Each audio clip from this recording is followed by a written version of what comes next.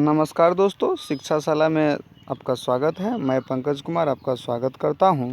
दोस्तों, अभी फिजिक्स का सेशन चल रहा है और आज के क्लास में हम लोग ध्वनि यानी साउंड चैप्टर को पढ़ेंगे। इसमें 25 महत्वपूर्ण बहुवैकल्पिक प्रश्नों को शामिल किया गया है। इस वीडियो से आपको ज़रूर कम से कम एक प्रश्न एग्ज़ाम में देखने को मिल सकते हैं, तो इस वीडियो को शुरू से अंत तक ज़रूर देखिएगा। चलिए आइए दोस्तों शुरू करते हैं। आज का पहला प्रश्न है कि ध्वनि तरंगों की प्रकृति होती है। ध्वनि तरंगों की प्रकृति क्या होती है? पहला प्रश्न ऑप्शन ए है अनुप्रस्थ, बी अनुदैर्ध्य, सी अप्रगामी और सी है विद्युत चुंबकीय। तो ध्वनि तरंगों की प्रकृति क्या होती है? तो इसका सही आंसर हो जाएगा अनुदैर्ध्य। क्या हो जाएगा? अनुदैर्ध्य। याद रखिएगा कि ध्वनि तरंग अनुदैर्ध्य यांत्रिक तरंगें होती है। ध्वनि तरंग अनुदैर्ध्य यांत्रिक तरंगें होती है, इसलिए इस प्रश्न का सही आंसर हो जाएगा ऑप्शन नंबर बी। चलिए नेक्स्ट प्रश्न की ओर बढ़ते हैं। अगला प्रश्न है अवश्रव्य तरंगों की आवृत्ति होती है। अवश्रव्य तरंगों, यहाँ देखिए अवश्रव्य तरंगों की बात किया जा रहा है। दोस्तों थोड़ा सा हम लोग तरंग पर चर्चा करते हैं। यानी ध्वनि तरंग जो होते हैं, ध्वनि तरंग 3 प्रकार के होते हैं। एक होते हैं अवश्रव्य तरंग, दूसरा होता है श्रव्य तरंग और तीसरा होता है पराश्रव्य तरंग। फिर से रिकॉल कर लेते हैं, अवश्रव्य तरंग, श्रव्य तरंग और पराश्रव्य तरंग। अवश्रव्य तरंग वो होता है जिसकी आवृत्ति 20 हर्ट्ज से नीचे होती है, और श्रव्य तरंग वो होता है जिसका 20 हर्ट्ज से 20,000 हर्ट्ज के बीच जिसकी तरंग होता है उसको हम लोग श्रव्य तरंग कहते हैं, और इसी को मनुष्य सुन सकता है। और 20,000 हर्ट्ज से अधिक आवृत्ति वाले तरंग को हम लोग कहते हैं पराश्रव्य तरंग। इस प्रकार से तरंग जो होता है ध्वनि तरंग वो 3 प्रकार का होता है। तो यहाँ क्वेश्चन है कि अवश्रव्य तरंग की आवृत्ति क्या होता है? तो अवश्रव्य तरंग क्या हो जाएगा? 20 हर्ट्ज से कम। अवश्रव्य तरंग 20 हर्ट्ज से कम। 20 हर्ट्ज से अधिक किसका होता है? तो 20 हर्ट्ज से अधिक होता है श्रव्य तरंग का, 20 हर्ट्ज से 20,000 हर्ट्ज। और 20,000 हर्ट्ज से अधिक किसका होता है? वो होता है पराश्रव्य तरंग का। इस प्रकार से इस क्वेश्चन का सही आंसर हो जाएगा ऑप्शन नंबर ए, यानी अवश्रव्य तरंग होता है 20 हर्ट्ज से कम। चलिए नेक्स्ट क्वेश्चन है, दूसरा है कि पराश्रव्य तरंगें होती है। पराश्रव्य तरंगें क्या होती है इसको देखते हैं। ऑप्शन नंबर ए है 1000 हर्ट्ज से 10,000 हर्ट्ज की अनुदैर्ध्य तरंग, बी है 1000 हर्ट्ज से 10,000 की अनुप्रस्थ तरंग, सी है ऑप्शन 20,000 हर्ट्ज से अधिक की आवृत्ति वाले अनुप्रस्थ तरंग, और डी इसका ऑप्शन है, डी नंबर है कि 20,000 हर्ट्ज से अधिक के अनुदैर्ध्य तरंग। तो याद रखिएगा कि अनुप्रस्थ तरंग वाले आंसर कभी हो नहीं सकते। इस प्रकार से बी और सी तो कट जाएगा, क्योंकि ध्वनि तरंग जो होती है वो अनुदैर्ध्य तरंग होती है, इस प्रकार से अनुप्रस्थ हो नहीं सकता। तो आइए अब कहता है कि पराश्रव्य तरंग क्या होता है। तो हम अभी बताए थे ऊपर में कि पराश्रव्य तरंग जो होता है वो 20,000 हर्ट्ज से अधिक आवृत्ति वाले अनुदैर्ध्य तरंग होते हैं। याद रखिएगा, अनुप्रस्थ नहीं, अनुदैर्ध्य तरंग होते हैं। तो इस प्रकार से इस प्रश्न का डी ऑप्शन सही हो जाएगा। चलिए नेक्स्ट प्रश्न की ओर बढ़ते हैं। अगला है चौथा कि चमगादड़ को अंधेरे कमरे में चमगादड़ अंधेरे कमरे में उड़ते हैं, क्योंकि चमगादड़ जो है वो अंधेरा कमरा में भी उड़ जाता है। क्यों उड़ता है, इसका क्या कारण है? ऑप्शन नंबर ए चमगादड़ पराश्रव्य तरंग उत्पन्न करते हैं, बी चमगादड़ अवश्रव्य तरंग उत्पन्न करते हैं, सी चमगादड़ श्रव्य तरंग उत्पन्न करते हैं, डी चमगादड़ को अंधेरे में अधिक दिखता है। तो क्या हो जाएगा? तो चमगादड़ जो है वो पराश्रव्य तरंग उत्पन्न करता है। चमगादड़ क्या करता है? पराश्रव्य तरंग उत्पन्न करता है। यही कारण है कि चमगादड़ अंधेरे कमरे में भी या अंधेरे जगह में भी उड़ पाता है। ठीक है, नेक्स्ट प्रश्न है, अगला है ध्वनि तरंगें नहीं चल सकती है।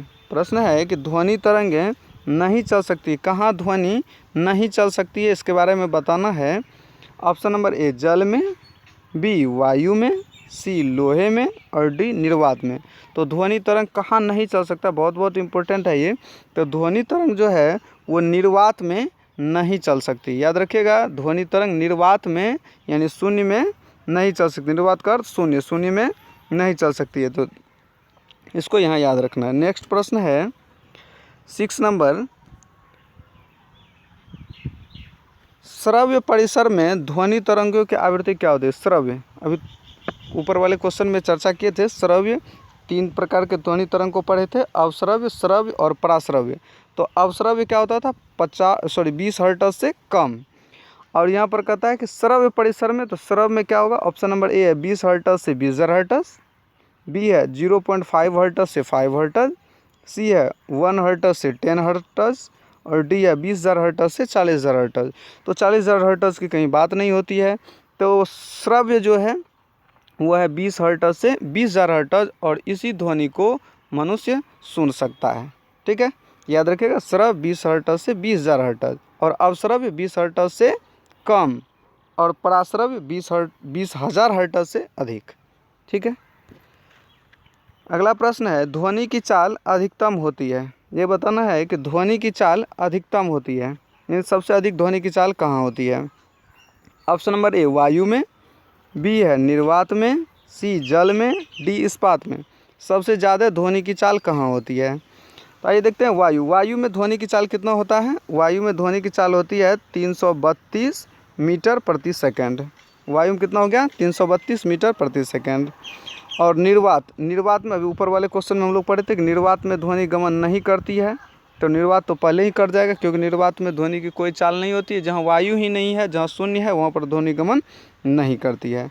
अब जल की बात करते हैं, तो जल में जो इसका वेग होता है वो होता है 1483 यानी 1483 मीटर प्रति सेकंड। जल में याद रखिए 1483 मीटर प्रति सेकंड, ये जल का हो गया। और इस्पात में होता है लगभग 5130 किलोमीटर, 5130 मीटर प्रति सेकंड, 5130 मीटर प्रति सेकंड। ये सारे जो चाल का मान है वो 0 डिग्री सेल्सियस पर है, याद रखिएगा। कितने डिग्री सेल्सियस पर, 0 डिग्री सेल्सियस पर। वायु में ध्वनि की चाल 332 मीटर प्रति सेकंड, निर्वात में ध्वनि गमन नहीं करती है, जल में 1483 मीटर प्रति सेकंड और इस्पात में 5130 मीटर प्रति सेकंड। इतना याद रखना है। तो आगे बढ़ते हैं। अगला है ध्वनि में वायु का वेग। अभी तुरंत हम लोग पढ़े थे, ध्वनि में कितना पढ़े थे, 332 मीटर प्रति सेकंड। तो ध्वनि में वायु का वेग पूछ रहा है, 332 तो है नहीं, तो यहाँ पर क्या है देख लेते हैं। 332 के करीब क्या है, 330 है। तो दोस्तों क्या हो जाएगा, इस प्रकार से भी कभी देख लीजिएगा टैली करके। 332 हम लोग एग्जैक्ट जान रहे हैं और 332 मीटर प्रति सेकंड नहीं है, तो उसके करीब है 330 मीटर प्रति सेकंड। तो इस प्रकार से वायु में ध्वनि का वेग कितना होता है, 330 मीटर प्रति सेकंड। वैसे भी यहाँ लगभग लगा हुआ है। नेक्स्ट अगला है, ध्वनि का मान सबसे कम होता है। ध्वनि का वेग सबसे कम कहाँ होता है, ये कम पूछा जा रहा है, उसमें अधिक पूछा गया था। तो ध्वनि का वेग सबसे कम किस में होता है। आते हैं, कर रहा है कि ठोस में, द्रव में, गैस में या पारा में। तो इसमें ठोस में तो सबसे अधिक होता है, उसके बाद द्रव में होता है, फिर कहता है गैस में। तो ये इसका सही आंसर हो जाएगा गैस में, यानी गैस में ध्वनि का वेग सबसे कम होता है, याद रखिएगा। गैस में ध्वनि का वेग सबसे कम होता है। और पारा में कितना होता है ध्वनि का वेग, तो पारा में होता है 1450। पारा में ध्वनि का वेग होता है 1450 मीटर प्रति सेकंड।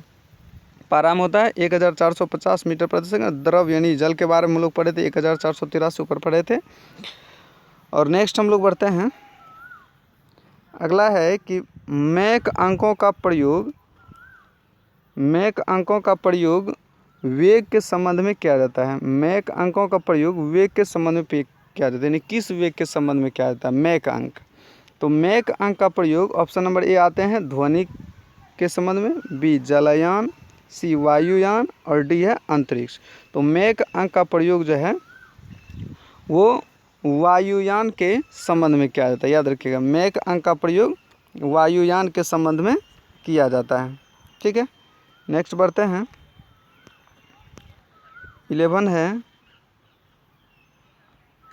साधारण बातचीत के ध्वनि की तीव्रता क्या होती है? साधारण जो हम लोग बातचीत करते हैं उसकी तीव्रता क्या होती है? ऑप्शन नंबर ए 20 से 30 डेसिबल, बी 30 से 40 डेसिबल, सी 50 से 60 डेसिबल और डी है 90 से 100 डेसिबल।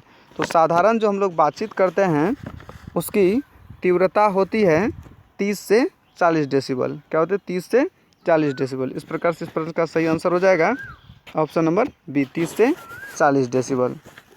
चलिए नेक्स्ट क्वेश्चन की ओर बढ़ते हैं हम लोग। अगला है ध्वनि के किस लक्षण के कारण कोई ध्वनि मोटी या पतली होती है? कौन सा लक्षण है जिसके कारण ध्वनि मोटी या पतली होती है? ऑप्शन नंबर ए तीव्रता, बी तारत्व, सी गुणता और डी इनमें से कोई नहीं। ध्वनि के कौन से लक्षण के कारण ध्वनि मोटी या पतली सुनाई देती है? इसका सही आंसर हो जाएगा तारत्व। क्या हो जाएगा? तारत्व। Option number B right answer. Next बढ़ते हैं 13 है स्त्रियों की आवाज़। बहुत इंपॉर्टेंट, स्त्रियों की आवाज़ पुरुषों की अपेक्षा पतली होती है। सही बात है भाई, स्त्रियों की आवाज़ जो होती है वो पुरुषों की अपेक्षा पतली होती है। इसका क्या कारण है? यानी स्त्रियों की आवाज़ क्या कारण है?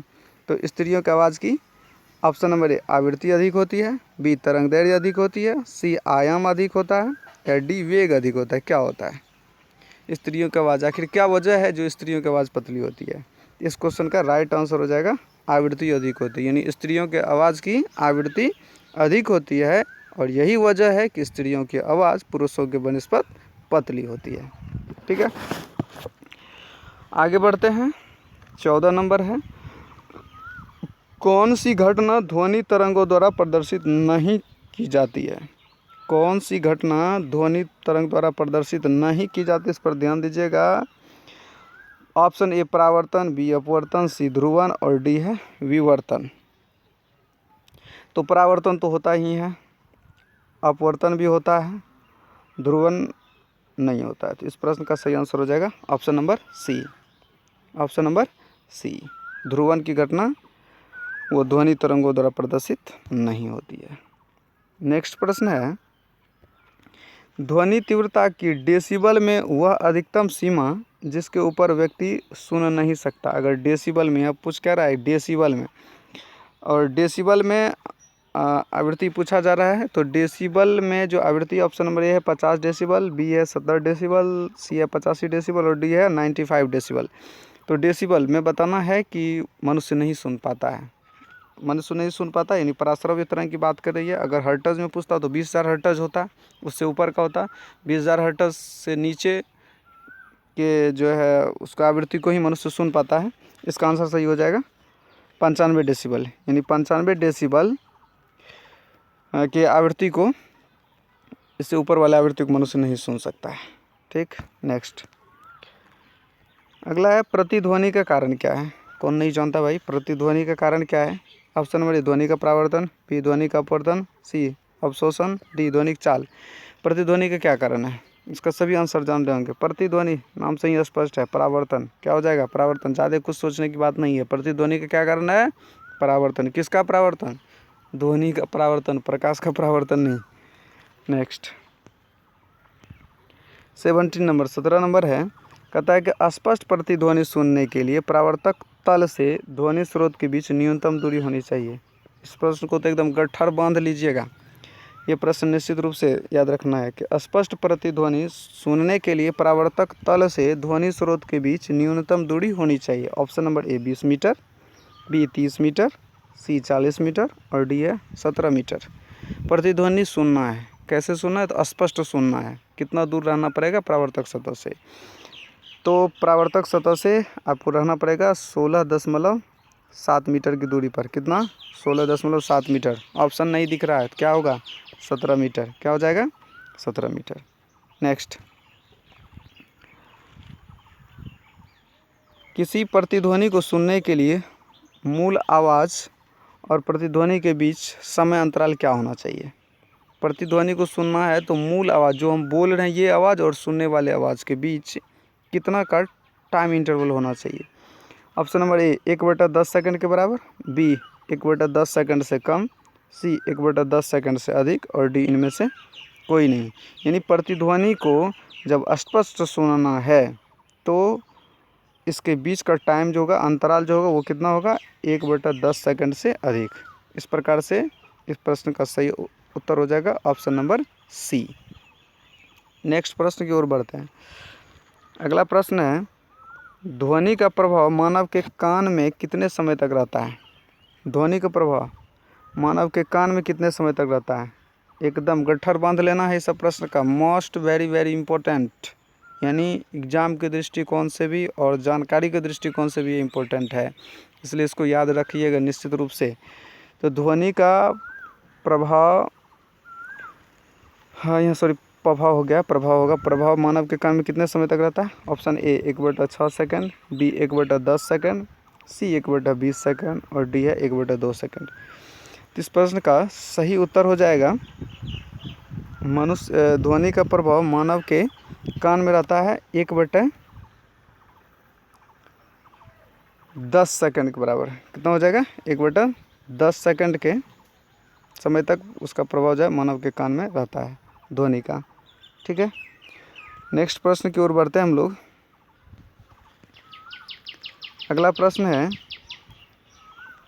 किसी ध्वनि स्रोत की आवृत्ति में होने वाले उतार चढ़ाव को क्या कहते हैं? ध्वनि स्रोत से कोई आवृत्ति है और आवृत्ति में क्या हो रहा है? उतार चढ़ाव। उतार चढ़ाव को क्या कहेंगे? ऑप्शन नंबर ए रमन प्रभाव, बी डॉपलर प्रभाव, सी चार्ल्स नियम, डी आर्किमिडीज का नियम। आर्किमिडीज का नियम तो उत्प्लावन से संबंधित पिछले वीडियो में पढ़े थे, ये तो नहीं होगा। रमन प्रभाव और डॉपलर प्रभाव। तो इस प्रश्न का सही उत्तर हो जाएगा, क्या हो जाएगा? डॉपलर प्रभाव। क्या हो जाएगा? डॉपलर प्रभाव। ठीक है, तो ध्वनि स्रोत की आवृत्ति में उतार चढ़ाव किसके कारण होता है? तो डॉपलर प्रभाव कारण। ठीक है, नेक्स्ट 21 नंबर प्रश्न है, निम्नलिखित में से किस एक प्रकार की तरंग का प्रयोग रात्रि उपकरण में किया जाता है? वो तरंग बताना है जिसका प्रयोग रात्रि दृष्टि उपकरण में किया जाता है, यानी रात्रि में किया जाता है। ऑप्शन नंबर ए रेडियो तरंग, बी सूक्ष्म तरंग, डी है अवरक्त तरंग, ए रेडियो तरंग, बी हो गया सूक्ष्म तरंग, सी हो गया अवरक्त और डी हो गया इनमें से कोई नहीं। तो इस प्रश्न का सही उत्तर हो जाएगा अवरक्त तरंग। अवरक्त तरंग का प्रयोग रात्रि में दृष्टि उपकरण में किया जाता है। नेक्स्ट आगे बढ़ते हैं हम लोग, और अगला प्रश्न है, कौन सी तरंगें शून्य में विचरण नहीं करती? ऊपर भी पढ़े थे हम लोग, शून्य में, शून्य का मतलब निर्वात में, शून्य का मतलब निर्वात में। तो कौन सा तरंग है जो निर्वात में विचरण नहीं करती है? ऑप्शन नंबर ए प्रकाश, बी उष्मा, सी ध्वनि और डी इलेक्ट्रोमैग्नेटिक। तो क्या पढ़े थे हम लोग? ध्वनि तरंग शून्य में विचरण नहीं करती है। अगले प्रश्न की ओर हम लोग बढ़ते हैं, और आज का 23वां प्रश्न, इसमें 25 प्रश्न शामिल किया गया है। 23वां प्रश्न है, सबसे अधिक तीव्रता की ध्वनि उत्पन्न कर सकता है? सबसे अधिक तीव्रता की ध्वनि उत्पन्न कौन कर सकता है? ऑप्शन नंबर ए बंदर, बी गोरिल्ला, सी चिंपांजी और डी बाघ। सबसे अधिक तीव्रता की ध्वनि कौन उत्पन्न करेगा? तो बाघ करेगा। कौन करेगा? बाघ। सबसे अधिक तीव्रता की ध्वनि कौन उत्पन्न कर सकता है? बाघ कर सकता है। नेक्स्ट प्रश्न है 24। आइए फटाफट से देखते हैं। 24 में है एकॉस्टिक विज्ञान संबंधित है। एकॉस्टिक विज्ञान किससे संबंधित है? नया विज्ञान सुनने को मिल रहा होगा, एकॉस्टिक विज्ञान। एकॉस्टिक विज्ञान प्रकाश से, बी है ध्वनि से, सी जलवायु से, डी धातु से। एकॉस्टिक विज्ञान हम लोग चैप्टर कौन सा पढ़ रहे हैं? ध्वनि। तो इस प्रश्न का सही उत्तर क्या हो जाना चाहिए? ध्वनि, और यही इसका सही आंसर भी है। एकॉस्टिक विज्ञान किससे संबंधित है? तो ध्वनि से संबंधित है। अगले प्रश्न की ओर है, और आज का ये लास्ट प्रश्न है, जब ध्वनि तरंग चलती है तो वे अपने साथ ले जाती है, यानी ध्वनि तरंग चलती है तो अपने साथ क्या ले जाती है? ऑप्शन नंबर ए द्रव्यमान, बी ध्वनि, सी ऊर्जा, डी विभवांतर। जब ध्वनि तरंग चलती है तो वे अपने साथ क्या ले जाती है? तो ध्वनि तरंग अपने साथ ऊर्जा ले जाती है। क्या ले जाती है? ऊर्जा। तो इस प्रकार से इस प्रश्न का सही उत्तर हो जाएगा ऑप्शन नंबर सी। तो दोस्तों ये था आज का 25 महत्वपूर्ण प्रश्न। ठीक है, तो एक प्रश्न दोस्तों है जिसका उत्तर आपको कमेंट बॉक्स में देना है। तो एक प्रश्न है, ध्यान से सुनिएगा। प्रश्न ये है कि निर्वात में ध्वनि का वेग कितना होता है। फिर से प्रश्न रिपीट कर देते हैं। निर्वात में ध्वनि का वेग कितना होता है?